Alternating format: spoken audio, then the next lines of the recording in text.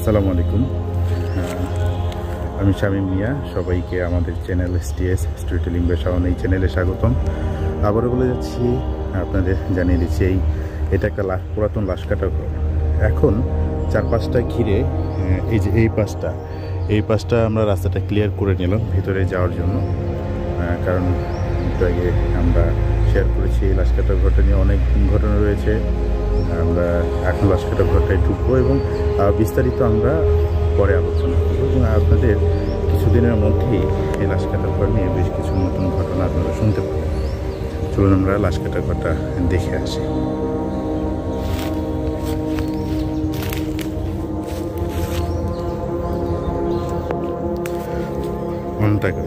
ও হচ্ছে অনন আমাকে ব্লগের জন্য হেল্প করছে। আমরা এই ব্লগটা তৈরি করছি। অনন,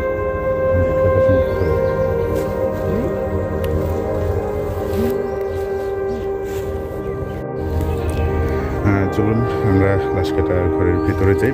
এটা অনেক পুরাতন একটা লাশ কাটা ঘর। আমরা দেখি ভিতরে যাই, ভিতরে গিয়ে দেখি ভিতরে দেখানোর মতো কিছু আছে কিনা।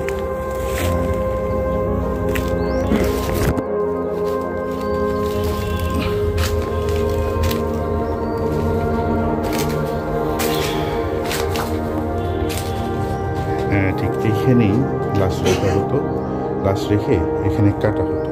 ঠিক আমি এর আগে যে ঘটনাটা শেয়ার করেছিলাম, আমরা এই রাস্তাটা দিয়ে ঢুকেছিলাম, ঠিক এই রাস্তাটা দিয়ে ঢুকেছিলাম এবং মাঝখান বরাবর এই জায়গাটাতে আমরা দেখেছিলাম একটা গোল সার্কেল করা। এই যে এখানে একটা চুল ছিল, রক্ত ছিল, কিছু সিঁদুর ছিল।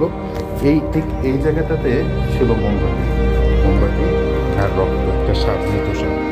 আমরা ঢুকে এখানে অনেকক্ষণ ছিলাম, বুঝতে চেষ্টা করেছিলাম কে আছে এখানে।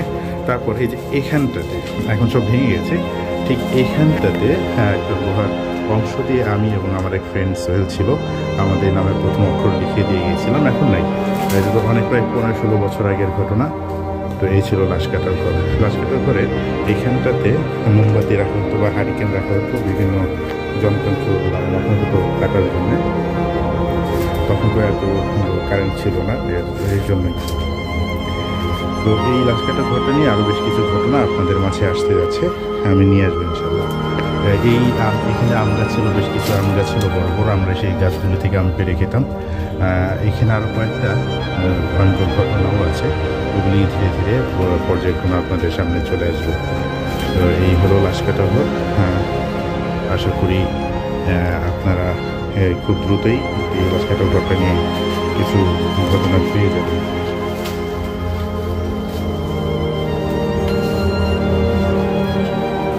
চলো।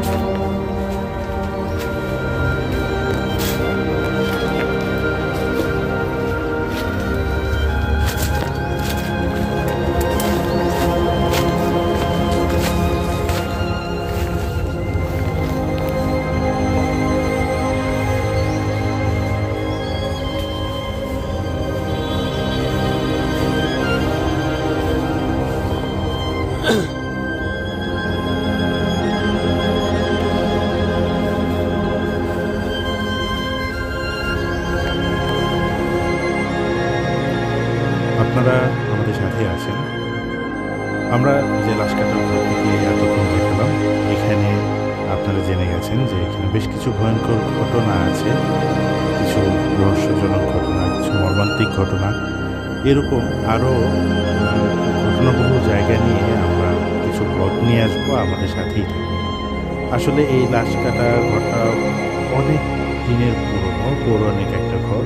শুধু এই ঘটনাই নয়, এর সঙ্গে জড়িয়ে আছে আরও অনেক ঘটনা যা আমারও অজানা বা অনেকেরই অজানা। এমন কিছু ঘটনা আছে যেখানে এই এলাকায় যারা একটু মুরব্বী লোকেরা আছে বা মুরব্বী প্রবীণ মানুষরা আছে, তার সঙ্গে যোগাযোগ করলে আমরা হয়তো আরও নতুন কিছু ঘটনা পেয়ে যাব। আপনাদের খেয়াল আছে কিনা, সর্বপ্রথম আমি এই লাশ কাটা ঘরটা নিয়ে একটা ঘটনা শেয়ার করি। সেখানে আমার সঙ্গে ছিলেন আরও একটি বন্ধু, ও এখন আছে শেরপুরে। তো শেরপুরে যাবার পর ওর সঙ্গে এখনও কন্টিনিউয়াস কিছু ঘটনা ঘটে চলছে। মাঝখানে ওর সঙ্গে মর্মান্তিক একটা ঘটনা ঘটে যায়। সেই ঘটনার একটু যদি আপনাদের সঙ্গে শেয়ার করি, ঘটনাটা এরকম। ও আমাদের সঙ্গে যখন ঘটনাটি ঘটে তার ১ থেকে ১.৫ বছর পর বা আরেকটু বেশি, হ্যাঁ, টোটালি ৩ থেকে ৪ বছর পর ময়মনসিংহ ছেড়ে চলে যায় ওদের গ্রামের বাড়ি শেরপুরে। তো শেরপুরে গিয়ে ও লেখাপড়ার পাশাপাশি ছোট্ট একটা বিজনেস তখন শুরু করে এবং শেরপুর শহরে একটা শোরুমের মতো নেয়। ওখানে ওর বিজনেসটা চলতে থাকে। আমি ওর নামটি শেয়ার করে ফেললাম। ও হচ্ছে আমাদের সোহেল, যার সাথে ঘটে যাওয়া ভয়ঙ্কর ঘটনা আপনারা আগে শুনতে পেরেছেন, এবং আপনারা যদি চান সেই ঘটনাটি ভিন্ন আঙ্গিকে আপনাদের সঙ্গে আমি শেয়ার করতে পারবো, যা সম্পূর্ণ ডিপেন্ড করছে আপনাদের উপর, আপনাদের অনুমতি সাপেক্ষে। আমি সেই ঘটনায় পরে আসবো। এখন সোহেলের সঙ্গে পরবর্তীতে যে ঘটনাটা ঘটে সেই ঘটনাটার কিছুটা অংশ আপনাদের শেয়ার করি এই পুরানা কাটা ঘরের আশপাশ থেকে এবং এই ব্লগের মাধ্যমে। তো সোহেল যখন এখান থেকে চলে যায় শেরপুরে, শোরুমে বসে এবং কাজ করতে থাকে। তো একদিন রাতে ও যখন ওর অফিসে বা ওর শোরুমে, তখন আমরা ময়মনসিংহে ছিলাম। তো শেরপুরে চলে আসে। ময়মনসিংহ থেকে তখন ওকে ফোন দেয়। সেদিন ছিল ৩০ ডিসেম্বর।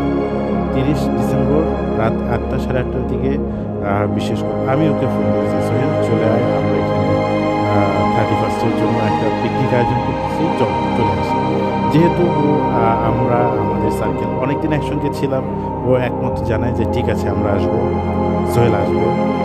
তো পরের দিন সকালে আমরা আবার ওকে ফোন করে ফিরে আসবি না, ও বিকেলে বলে হ্যাঁ আমি আসতেছি, আমি যে বিকেলে গাড়িতে আসতেছি, আসতে আসতে আমার ৮টার আগে চলে আসবো। যেই কথা সেই কাজ, ৮টার সময় চলে আসলে আমরা সবাই যখন পিকনিক খেলাধুলা আনন্দ করছিলাম, হঠাৎ করে 10টা, সাড়ে 10টার দিকে ওর কাছে একটা ফোন আসে এবং ফোন দেয় ওরই বড় ভাই। ফোন দিয়ে বলেছিলেন ওর শোরুমে আগুন লেগে গেছে। সোহেল কিছুক্ষণ অবাক হয়ে যায়, খুব ঠান্ডার হয়ে যায় যে আগুন কীভাবে লাগে। তো সম্পূর্ণ সেফটির সঙ্গে আসলাম, সব কিছু চেক করে আসলাম। তো একটা পর্যায়ে বেশ ভালো ধরনের আগুন ধরে যায় এবং সোহেলের পাশের যে 2-3টে শোরুম ছিল ওগুলোতে কিছুই হয় না, শুধু সোহেলের শোরুমটা আগুন ধরে যায়। এটা সোহেল কোনোভাবে বের করতে পারে না যে কেন বা কীভাবে, ও কোনো কারণে কয়েল বা কোনো আগুন ধরিয়ে আসছিল কিনা। ওখানে কখনোই আগুন ধরানোর মতো কোনো যন্ত্রাংশ বা কোনো উপলক্ষ বা কোনো কিছুই ছিল না ওখানে। কিন্তু সেদিন কেন ওর ঘরে আগুন ধরেছিল আজ পর্যন্ত জানে না। অনেক দিন পর সোহেল বলেছিল যে ও স্বপ্নতে কিছু একটা দেখেছে, যেখানে বলা হয়েছিল কেন তার ওইখানে আগুন ধরেছিল, এবং সেই আগুন ধরার পেছনে সেই পৌরাণিক লাশ কাটা ঘর এর কি কোনো সম্পর্ক আছে?